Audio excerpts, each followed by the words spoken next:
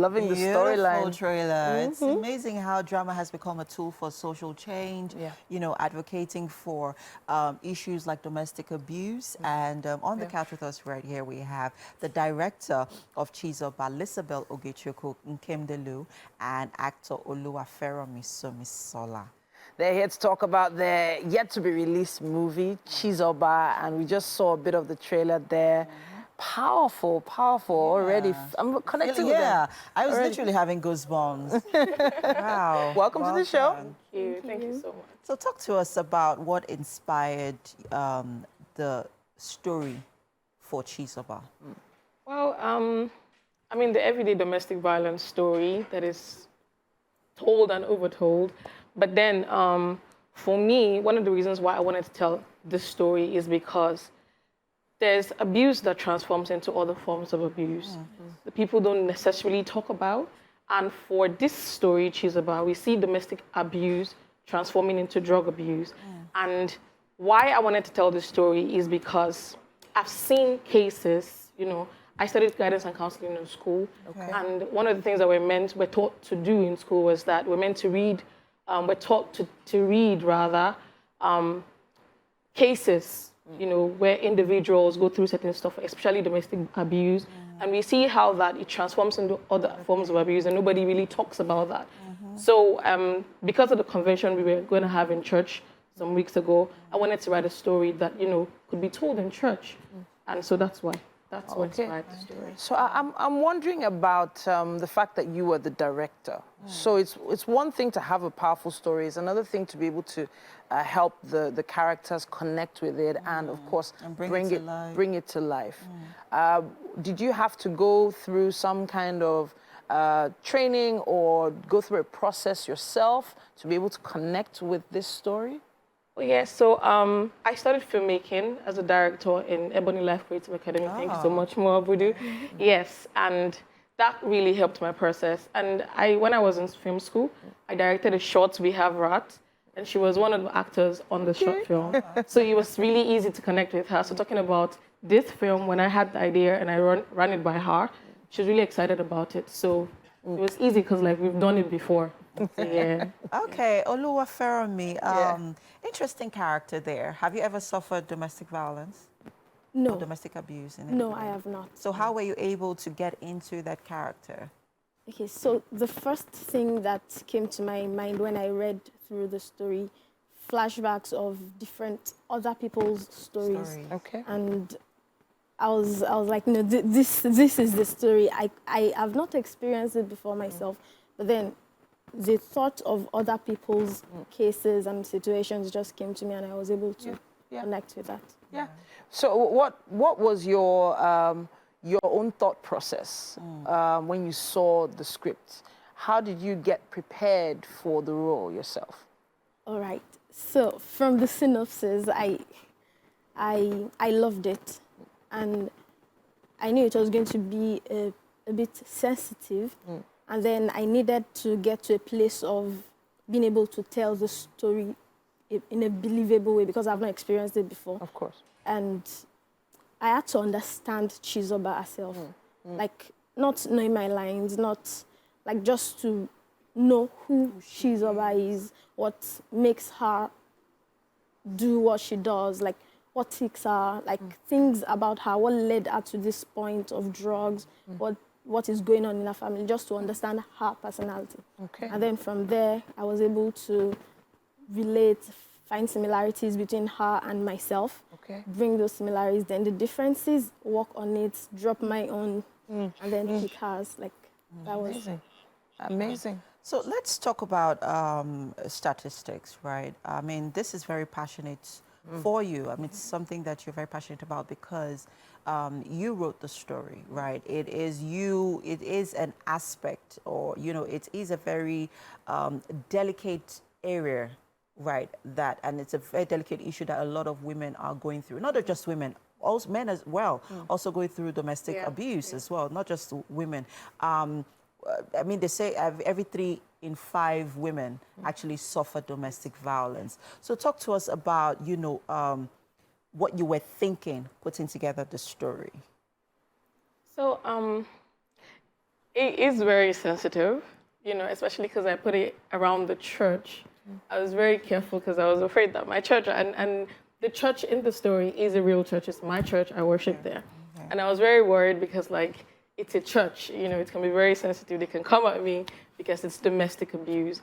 But then it's an everyday thing. It happens, you know, even in church, it happens. But how the church is able to help these people come out of that or see how they can get out of that is what is important for me. So, like, it was really hard writing it because I really wanted it to be in the church, to happen in the church, and then to see what the church would do about it. You know, so yeah, it was hard, but it was exciting writing it as well because I had the support of my church community from the get-go. When I had the story, I talked to my pastor about it, and he was like, "Do it. Well, we have your back." You know, so yeah, it was really easy. I'm not gonna lie, to write it because I had their support. But before I got there, it was quite hard. I'm thinking about the fact that you had to call the shots. There was a particular shot in the trailer that we saw there in the bathroom. That bathroom was a very tight, very small bathroom. And the shot you took was overhead. Now, as director, you making that kind of decision, that was your decision, yes? To take that shot. There must have been something that inspired that. And what were the challenges you had while trying to take that shot? Well, the space, as you said, was really, really small. Initially, what we wanted to take was like a mirror shot where we could see them through a mirror. The idea was to, like, emphasize that they were doing something secretive in the toilet. It's the men's toilet, first of all. And to say that God is watching you. You know, so at the door, we had like this sticker that said, "God is watching you." You know, so we wanted to say that. And then when we came to do the recce, when we came to do the recce, we realized that the space was way too small to get a mirror shot. So we said, okay, another idea was to do like the God's eye view. So we had to like make it like over. Exactly. Was that a ladder, or you did a scaffolding, or someone stayed up there? How did you do it? That's what I'm wondering. What we did was we had our AD carry our DP. Wow. The space was way too small. And is that steady? That shot. Wow. Fantastic. Powerful. Great. Powerful. I'm going to come to you, Lisabel, because, I mean, you went through, you know, trainings with the Ebony Life Film Academy, and I've had the privilege of, you know, having to train, you know, a production class there. And I know that there are a lot more women who are interested in film production, filmmaking, TV production, and I mean, all of it. Also, we already have leading women in the film industry, you know, right now. Talk to us about some of your, you know, inspirations, some of your role models, and what you've had to learn, you know, while, you know, going through the training to be a filmmaker. Okay, so I currently work with an amazing producer. Her name is Fumbi Ogunbawo.